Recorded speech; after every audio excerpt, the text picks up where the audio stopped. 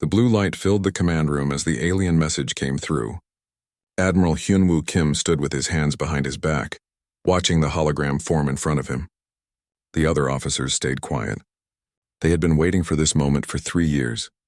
The alien that appeared was tall and thin with gray skin and 4 arms. Its eyes were black and cold. It wore a robe that seemed to shine with its own light. This was Ambassador Velthar from the Krillian Empire speaking for the Galactic Council. "Primitive humans," the alien began, its voice like metal scraping against stone. "I am here to deliver the final word of the Galactic Council. You have been found guilty of existing without permission in this galaxy." Dr. So-Young Park stood near the back of the room. She had studied these aliens for years. She knew their language, their habits, their weaknesses, but she said nothing and kept her face blank. The alien continued. "Your species has somehow learned to travel between stars. This was a mistake. You were not meant to leave your small world. The galaxy belongs to those who are worthy." Captain Dong-Hyun Lee felt his jaw tighten. He had fought pirates near Jupiter just last month. He had seen what humans could do when they were angry. But he kept his mouth shut and listened. "The Council has been kind," Velthar said. "We allowed you to build your small colonies. We let you think you were welcome among the stars. But your time is over. You will surrender now." Engineer Mi-jin Choi almost laughed. She had been working on new weapons for the past 5 years. Weapons that these aliens had never seen before. Weapons that would surprise them very much. "You have exactly 72 standard hours," the alien announced. "In that time you will destroy all your ships. You will abandon all your colonies. You will return to your birth world and never leave it again. You will serve the Council as slaves." The hologram shifted to show images of other worlds. Burning cities. Dead forests. Empty oceans. "This is what happens to species that refuse the Council's mercy," Velthar explained. "We have conquered 847 worlds. Not one has ever defeated us. Not one has ever escaped our judgment." Admiral Kim finally spoke. His voice was calm and steady. "And if we refuse?" The alien's black eyes seemed to grow darker. "Then your species will be removed from the galaxy. Your world will be cleaned. Your sun will be dimmed. Nothing of humanity will remain." 847 worlds, Kim repeated slowly. "That's very impressive. It should be. We are the greatest military force this galaxy has ever known. Our ships are faster than light itself. Our weapons can crack planets. Our armies have never known defeat." Kim nodded as if he was thinking very hard about this. The other humans in the room watched him carefully. They knew their admiral well. They had served with him for many years. They knew that look in his eyes. "Tell me," Kim said, "when you conquered those 847 worlds, did any of them fight back?" Velthar made a sound that might have been laughter. "Of course they fought. They all fought. They sent their largest ships and their strongest warriors. They used their best weapons and their smartest plans. None of it mattered." "I see." Kim walked closer to the hologram. "And how long did these wars usually last?" "Most worlds surrender after the first battle. The smart ones surrender before we arrive. The stubborn ones take perhaps a month to break completely." Dr. Park made a small note on her tablet. She was recording everything, every word, every gesture, every tiny detail.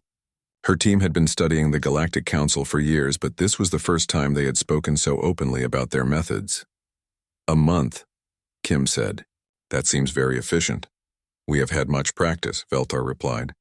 "Your species is not special. You are simply the next name on our list." Captain Lee stepped forward. "What if we wanted to negotiate?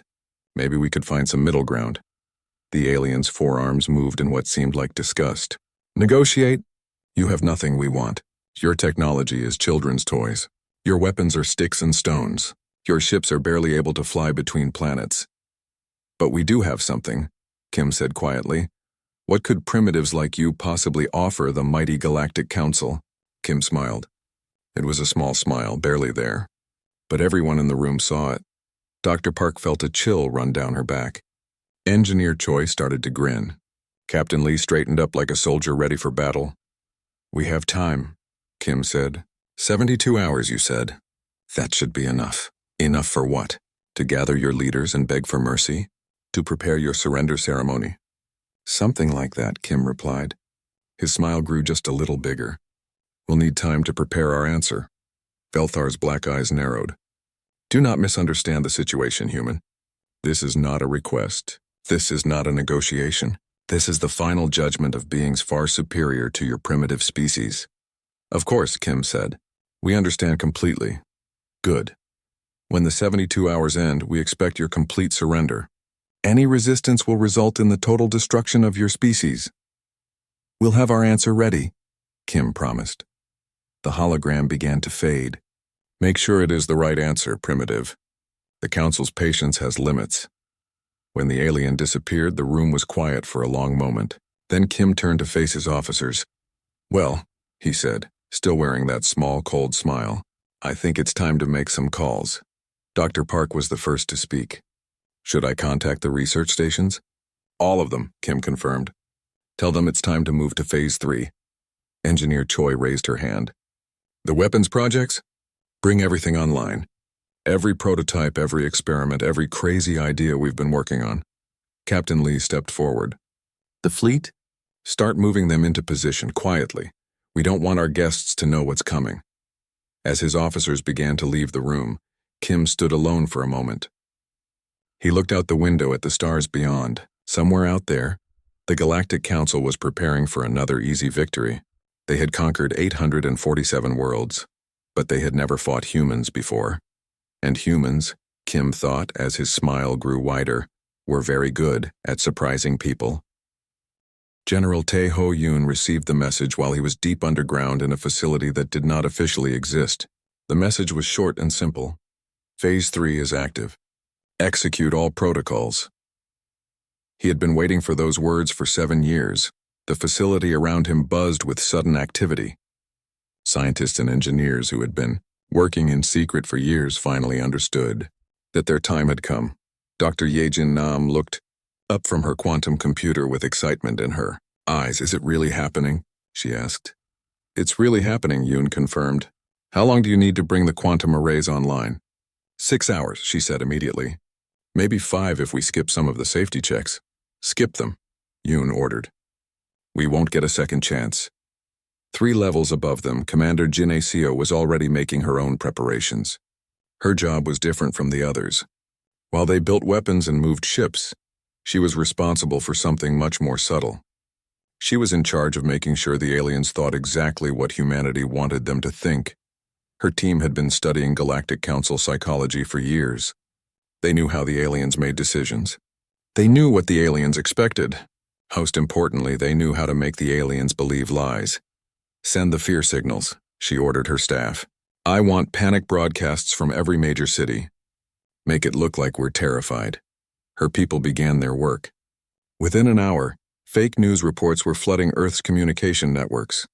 Stories about riots and panic, videos of people running in the streets, audio recordings of government officials arguing about surrender. All of it was false. All of it was designed to make the Galactic Council believe that humanity was acting exactly as expected. Meanwhile, the real preparations continued in secret. In orbit around Mars, Admiral Subin Han was moving the hidden fleet into position. These were not the ships the aliens had seen during diplomatic visits. Those had been the decoys built to look primitive and weak. The real human fleet had been hidden for years in asteroid fields and behind moons. How many ships do we have ready? She asked her aide.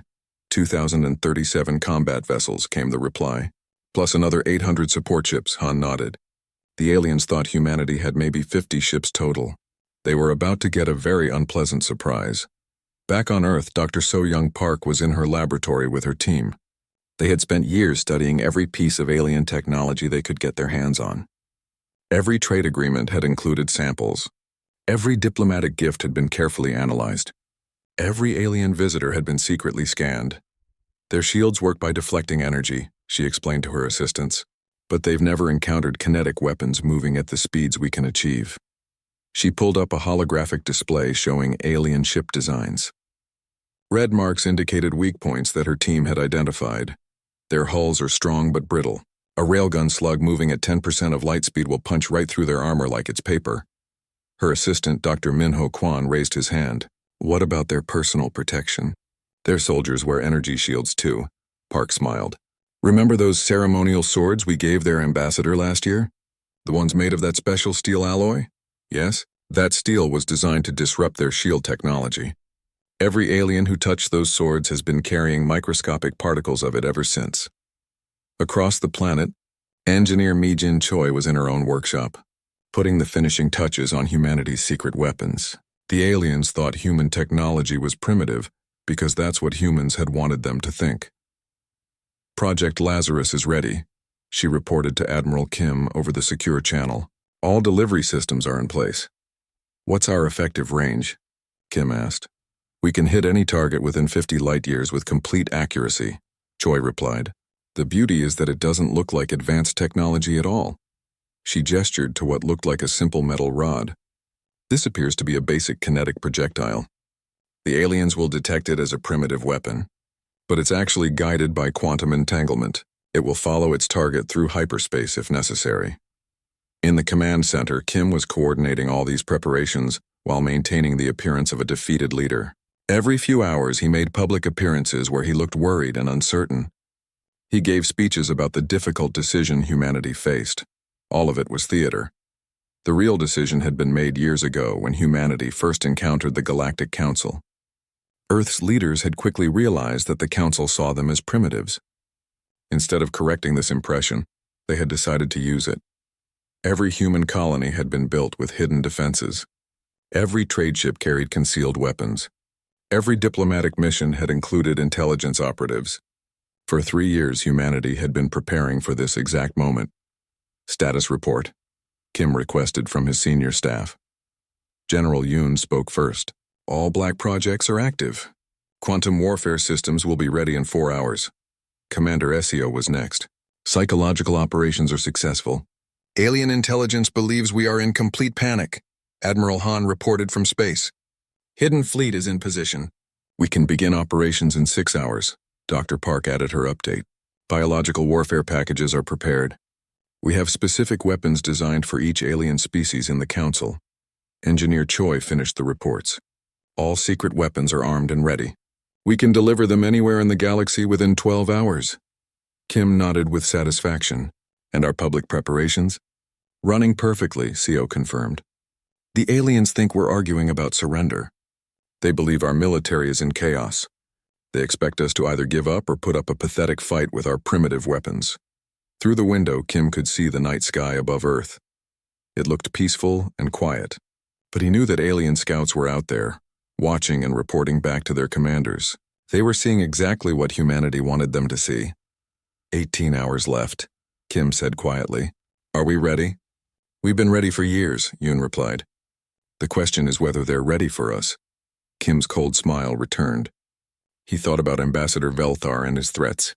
The alien had been so confident, so certain of victory.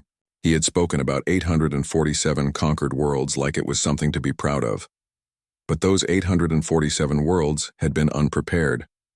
They had been surprised by the Council's attack. They had fought with whatever they had available at the moment. Humanity was different. Humanity had known this day was coming. They had spent years preparing for it. They had built weapons the aliens couldn't imagine. They had developed strategies the aliens couldn't predict. Most importantly, they had done it all while convincing the aliens that they were harmless primitives. Send a message to all our people, Kim ordered. Tell them that in 18 hours we show the galaxy what humans are really capable of.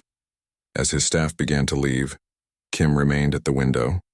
Somewhere out there, the Galactic Council was preparing their ships for another easy conquest. They were probably celebrating already, confident that world number 848 would fall just as easily as all the others. But world number 848 was going to fight back in ways they had never seen before. And when it was over, the galaxy would know that humanity was not primitive at all. The galaxy was watching. On 10,000 worlds, beings gathered around communication devices to witness humanity's surrender. The Galactic Council had made this broadcast public, as they always did. It served as a warning to other species about what happened to those who refused to obey. Admiral Hyunwoo Kim sat alone in what appeared to be a simple military office. No grand ceremonial hall, no desperate crowds of humans begging for mercy, no elaborate surrender ceremony. Just one man at a plain desk wearing a standard Earth defense uniform. The alien council members watched from their chamber, expecting to hear the words they had heard 847 times before. We surrender. Please have mercy on our people. Instead, Kim looked directly into the camera and smiled that same cold smile. Honored members of the Galactic Council, he began, his voice calm and steady. Thank you for your generous offer. We have considered your terms very carefully. President Wu Jin Kang watched the broadcast from his own office. He had been a military strategist before becoming Earth's leader. He knew what Kim was about to do, and he felt a mix of excitement and fear. Your message was very clear, Kim continued. You want us to destroy our ships, abandon our colonies, and return to Earth as your slaves. You've given us 72 hours to comply. In the council chamber, Ambassador Velthar leaned forward. This was taking too long. The humans should have surrendered already. Where was the begging? Where was the fear? We appreciate that you've given us time to think about this, Kim said. It shows great kindness from beings as advanced as yourselves. Some of the council members began to relax. The human was being respectful. He understood his place. This would end like all the others. However, Kim continued, and his smile grew slightly wider. I'm afraid we must decline your generous offer. Silence filled the council chamber. Several aliens looked at each other in confusion. Decline? No species had ever declined. You see, Kim explained, we've been thinking about your impressive record. 847 conquered worlds. That's quite an achievement, Velthar found his voice. Human, you do not understand. This is not a negotiation. This is your final chance to avoid extinction. Kim nodded as if he was considering this very seriously. Oh, we understand perfectly. You're used to dealing with unprepared species, worlds that were surprised by your attacks, civilizations that had to fight with whatever they happened to have available. He leaned forward slightly. But here's something you might not know about humans, Ambassador. We're very good at learning from other people's mistakes. In secret facilities across Earth and the solar system, human personnel watched their admiral deliver humanity's answer. Dr. Yejin Nam felt her heart racing as quantum computers hummed to life around her. Engineer Mi-Jin Choi checked her weapon systems one final time. General Taeho Yoon gave hand signals to his teams, preparing them for action. When we first met your people 3 years ago, Kim continued, we immediately began studying you. Your technology, your tactics, your weaknesses. Every diplomatic meeting was a learning opportunity. Every trade agreement included intelligence gathering. The council chamber erupted in angry voices. This was impossible. Primitive species didn't conduct intelligence operations. They didn't plan ahead. They certainly didn't study their superiors. Kim's voice cut through their noise. Did you really think we would just sit here and wait for you to attack us? Did you believe we would learn nothing from the 847 worlds you destroyed? Velthar stood up, his forearms shaking with rage. Enough! Your species will be destroyed for this arrogance. Arrogance? Kim asked, his smile becoming genuinely amused. Ambassador, we're not being arrogant. We're being honest. For 3 years you've believed we were primitive because that's what we wanted you to believe. He gestured to the simple office around him. This room, for example. You think I'm broadcasting from Earth Defense Command. Actually, I'm on a ship that's currently in orbit around your homeworld. The aliens froze. That was impossible. No human ships had been detected near any council worlds. Let me explain something about human nature, Kim continued. We're very good at looking weak when we're actually strong. We're excellent at making our enemies underestimate us. And we're absolutely brilliant at being somewhere we're not supposed to be. Admiral Subin Han received the signal from Kim's broadcast. It was time. Around the galaxy, human ships that had been hiding in asteroid fields and nebulae began to move. Ships that the aliens had never detected began appearing on their sensors. Right now, Kim said, there are human vessels in orbit around every major council world. Not the ships you've seen before. Those were the ones we wanted you to see. These are the ships we built while you thought we were just playing with primitive technology. Panic began to spread through the council chamber. Emergency signals started arriving from across their empire. Unknown ships appearing everywhere. Fleets that shouldn't exist moving into attack positions. You asked what we could possibly offer the mighty Galactic Council, Kim said. Here's our offer. The chance to learn what real military strategy looks like. Dr. So-Young Park activated her biological weapons from her laboratory on Earth. Microscopic machines that had been spread through diplomatic gifts began to activate.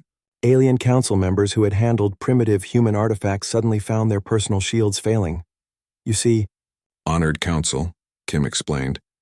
Humans have a saying, the best way to win a war is to make your enemy think you've already lost. You thought we were helpless. You thought we were afraid. You thought we would beg for mercy. Commander Jin Seo's psychological warfare team began broadcasting across council networks, carefully prepared messages designed to cause maximum fear and confusion, false reports of human capabilities, exaggerated claims about weapon effectiveness, all designed to make the aliens panic. Instead, Kim continued, we've been preparing to show you something that your 847 conquered worlds never could. We're going to show you what happens when you attack a species that's ready for you. Velthar tried to speak, but his voice came out as a whisper. This is impossible. You're primitives. Your technology is centuries behind ours. Kim's smile became almost pitying. Ambassador, our technology isn't behind yours. It's different from yours. You build weapons to impress other species with your power. We build weapons to kill our enemies as efficiently as possible. Around the galaxy, human weapons began to fire, not the energy weapons the aliens expected, but kinetic projectiles moving at incredible speeds, simple metal rods that punched through alien shields like they weren't there. You want to know the difference between humans and those 847 worlds you conquered? Kim asked. They fought to defend themselves. We prepared to hunt you down. The broadcast began to show tactical displays of battles across the galaxy. Human ships engaging council fleets with devastating effectiveness. Alien vessels being destroyed by weapons their technology couldn't even detect properly. This ends in exactly one way, Kim said, his voice becoming cold as winter ice. With human ships in orbit around every council world, with council fleets scattered and broken, with the galaxy under new management. He stood up from his desk and the camera followed him. The only question now is how many of your people survived the lesson we're about to teach you. The transmission began to fade, but Kim's voice remained clear. Oh, and Ambassador? You were wrong about one thing. We're not world number 848 on your list. The screen went dark, leaving the council in stunned silence. You're civilization number 1 on ours. Fleet Admiral Subin Han stood on the bridge of her flagship as it dropped out of hyperspace near the Krillian homeworld. Around her, 200 human ships materialized from nothing, their stealth systems finally deactivating. The Krillian defense fleet was already moving to intercept them. Massive alien battleships, each one 3 times the size of the largest human vessel. Their weapons charged with energy that could crack moons. Their shields powerful enough to deflect entire asteroid impacts. They're hailing us, reported her communications officer. Let's hear what they have to say, Han replied. The face of Admiral Zektar appeared on the screen. His gray skin was darker than usual, a sign of anger in his species. His 4 arms gestured menacingly. Unknown human vessels, you will surrender immediately or be destroyed. You are outgunned, outnumbered, and completely overmatched. Han looked at her tactical display. The aliens were right about the numbers. 50 Krillian battleships against 200 human ships. In terms of raw firepower, the aliens had a significant advantage. Admiral Zektar, she replied calmly. I'm Fleet Admiral Subin Han of the Earth Defense Forces. We're here to accept your surrender. The alien admiral stared at her in disbelief. My surrender? Human, you have clearly lost your mind. Prepare to die. The Krillian fleet opened fire. Massive energy beams lanced across space, bright enough to be seen from the planet's surface. Han watched the display as the alien weapons approached her ships. Then she smiled as every single beam missed its target. Evasive Pattern 7, she ordered. Her ships began to move in ways that alien tactical computers couldn't predict. Human pilots used their intuition and creativity to dodge attacks that should have been impossible to avoid. Return fire, Han commanded. Show them what real weapons look like. The human ships fired back, but not with energy weapons. Instead, they launched simple metal rods, accelerated to incredible speeds by magnetic fields. The aliens barely registered them as threats. The first rod punched through the flagship's shield like it wasn't there. The second rod tore through the hull, causing massive internal explosions. The third rod destroyed the ship's reactor, turning the massive battleship into a cloud of debris. Impossible, Zektar screamed over the communication channel. Our shields are impenetrable. Your shields stop energy, Han explained patiently. They're not designed for solid matter moving at 10% of light speed. Meanwhile, Captain Dong Hyun Lee was leading a different kind of assault. His stealth ships had infiltrated the Vortan system, where the Council's military academy was located. while the main fleets battled each other. Lee's mission was to capture the alien commanders who were training the next generation of council officers. "Remember," he told his team as they prepared to board the alien station, "we want prisoners, not casualties. These are teachers and students, not frontline soldiers." His soldiers nodded. They were equipped with non-lethal weapons designed specifically for different alien species. Dr. So-young Park's research had made it possible to incapacitate aliens without killing them. The boarding action was swift and efficient. Alien security forces found themselves facing humans who moved faster than their sensors could track. Weapons that fired projectiles their armor couldn't stop. Tactics that their training had never covered. In 15 minutes, the entire station was under human control. Back in the main battle, Dr. Yejin Nam's quantum weapons were proving devastatingly effective. From her position on a hidden command ship, she was using quantum entanglement to disrupt alien technology across multiple star systems simultaneously. "Target their communication networks," she ordered her team. "I want their fleets isolated from each other." Alien ships suddenly found themselves cut off from their command structure. Orders couldn't be transmitted. Battle plans fell apart. Ships that had been coordinating their attacks were suddenly fighting as individuals. "Now hit their navigation systems," Dr. Nam continued. "Make them lose track of where they are." Across the galaxy, alien ships began to drift helplessly as their quantum computers were invaded by human viruses. Navigation became impossible. Hyperspace jumps failed catastrophically. Entire fleets found themselves stranded in empty space. Engineer Mi Jin Choi's weapons were creating havoc on a different level. Her smart projectiles were following alien ships through hyperspace, making it impossible for them to retreat. Every time a council vessel tried to jump away from battle, it found human weapons waiting for it at the destination. "How are they doing this?" An alien commander screamed over an open channel. "Our hyperspace calculations are perfect.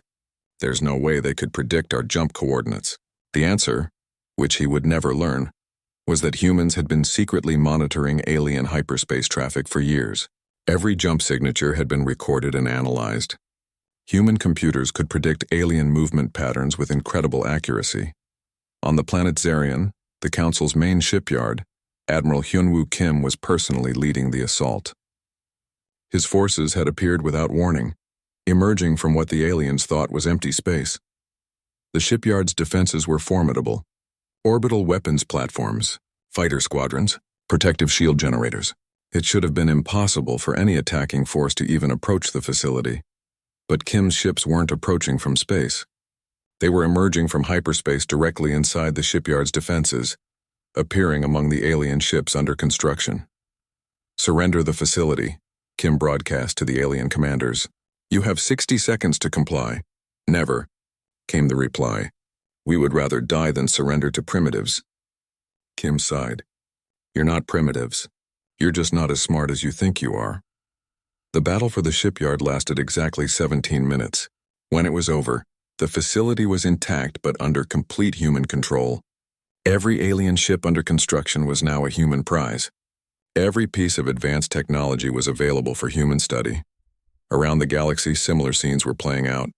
Human forces had achieved complete strategic surprise.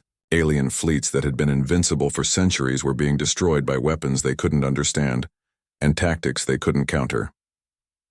Commander Jin Ae, CO's psychological warfare campaign was proving just as effective as the military assault. Alien communication networks were flooded with reports of human capabilities that seemed impossible. Stories of humans who could appear anywhere, anytime. Weapons that could strike across interstellar distances. Technology that made alien science look like children's toys. Most of it was exaggerated, but enough of it was true that alien commanders couldn't tell which reports to believe. Panic spread through the Council's military structure. Orders were contradicted before they could be carried out. Retreat became rout as alien forces abandoned their positions without being ordered to do so. The most devastating blow came when human forces captured the Council's central command station. Admiral Subin Han's fleet had fought its way through 3 defensive lines to reach the heavily fortified facility that coordinated all Council military operations. The station's commander, General Karthok, sent one final message before his capture. "This is impossible. Primitives cannot defeat the Council. This must be some kind of mistake." Han's reply was broadcast across the galaxy. General, the mistake was thinking we were primitives. The mistake was believing your own propaganda. The mistake was attacking a species that was ready for you. In less than 12 hours, the military might of the Galactic Council had been broken. Fleets that had conquered 847 worlds lay in ruins. Commanders who had never known defeat were dead or captured. Technology that had dominated the galaxy for millennia had been proven obsolete. As Admiral Kim stood on the captured command station, looking out at the wreckage of alien ships floating in space, he remembered Ambassador Velthar's confident words about Council. Superiority. 847 worlds had fallen to the Council. Because they weren't prepared, humanity had been preparing for years, and now the galaxy would learn what that preparation had accomplished. 6 months after the battle, Admiral Hyunwoo Kim walked through the halls that had once housed the Galactic Council. The great chamber where alien rulers had decided the fate of civilizations was now his office. But he had made changes. Gone were the intimidating throne-like seats and the raised platforms designed to make aliens look superior. Instead, there were simple chairs arranged in a circle, a meeting place for equals, not a court for judges. Diplomat Yura Im was waiting for him with the day's reports. She had been chosen to help manage relations with the former council species, and she was very good at her job. "How are the integration programs going?" Kim asked as he sat down. "Better than expected," Im replied. "Most species are adapting well to the new system.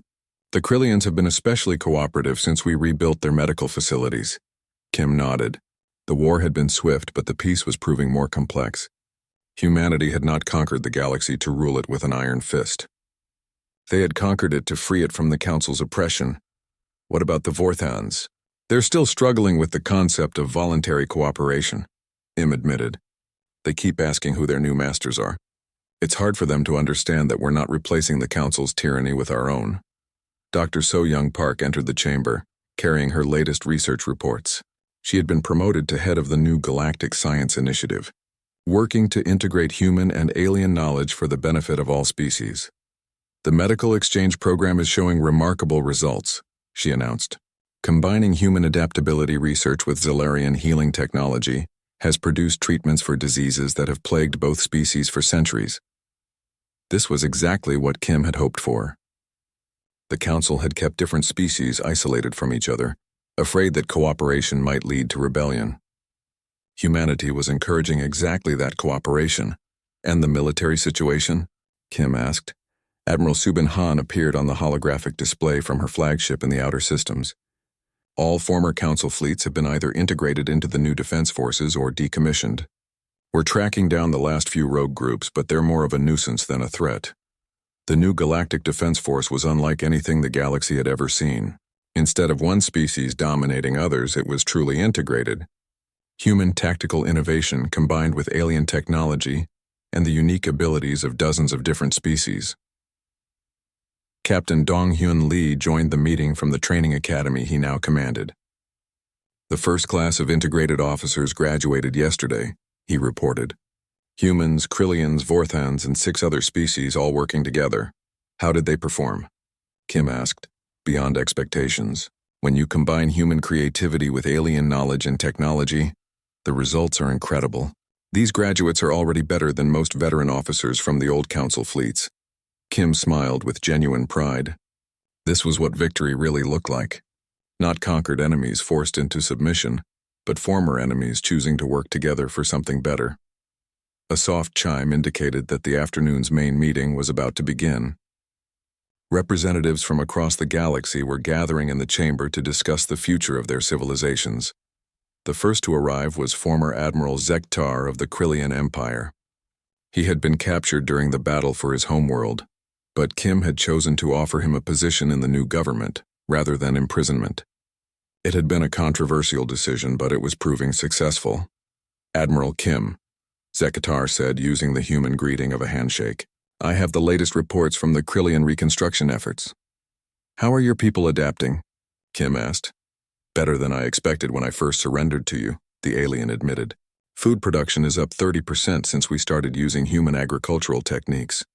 Medical facilities are treating diseases we thought were incurable, and our young people are actually excited about the future for the first time in generations. More representatives arrived, former council members who had chosen cooperation over resistance, leaders of species that had been oppressed by the council and were now free to govern themselves. Scientists and engineers working on projects that would benefit the entire galaxy. As the meeting began, Kim reflected on how much had changed. The chamber that had once echoed with threats and demands now rang with discussion and debate. Species that had been enemies for centuries were working together on common problems. Before we begin today's session, Kim announced, I want to share some news that I think will interest everyone. Activated a holographic display showing star charts and exploration data. Our long-range scouts have made contact with 3 new civilizations beyond the former council borders. All 3 are interested in joining our alliance voluntarily. Excited murmurs filled the chamber. During the council era, new civilizations had been conquered and enslaved. Now they were choosing to join the galactic community as equals. What can you tell us about them? Asked Dr. Vel Nara, a Vortan scientist who had become one of Kim's most trusted advisors. The first is the Asteran Republic, Kim explained. They're excellent engineers and are eager to share their technology. The second is the Himerian Collective, which has developed remarkable biological sciences. The third is the Drakari Federation, master shipbuilders who have been watching our conflict with great interest. And they all want to join us? Sektar asked in amazement. They've been monitoring our broadcast for months, Diplomat M replied. They like what they see. A galactic community based on cooperation instead of domination, scientific and cultural exchange instead of conquest and slavery. The meeting continued for hours, covering everything from trade agreements to scientific research projects to the establishment of new colonies. Kim listened to the discussions with satisfaction, but also with awareness of the enormous responsibility humanity had accepted. As the formal session ended and representatives began to leave, Dr. Park approached Kim privately. Do you ever wonder if we're doing the right thing? She asked quietly. We destroyed an empire that had lasted for millennia. We've completely changed the way this galaxy operates. Kim considered the question seriously. I think about it every day, he admitted. But then I remember what the council was like. 847 conquered worlds. Billions of beings living as slaves. Entire species kept in ignorance and poverty while their rulers grew fat on stolen resources. He gestured to the chamber around them. Look at what we have now. Former enemies working together. New civilizations joining us by choice instead of force. Scientific advances that help everyone instead of just the ruling class. And if we make mistakes? Park asked. Then we'll learn from them and do better. Kim replied. That's what humans do. We adapt, we improve. We never stop trying to find better ways to do things. As the day ended, Kim stood alone in the great chamber, looking out at the stars beyond. Somewhere out there, human ships were patrolling the trade routes, keeping them safe for all species. Human scientists were working alongside alien researchers, pushing the boundaries of knowledge. Human diplomats were negotiating with new civilizations, offering friendship instead of conquest. Ambassador Velthar had been wrong about many things, but he had been right about one. Humanity was not special because of their technology or their weapons or their ships. Humanity was special because when faced with the choice between becoming conquerors or liberators, they had chosen to liberate.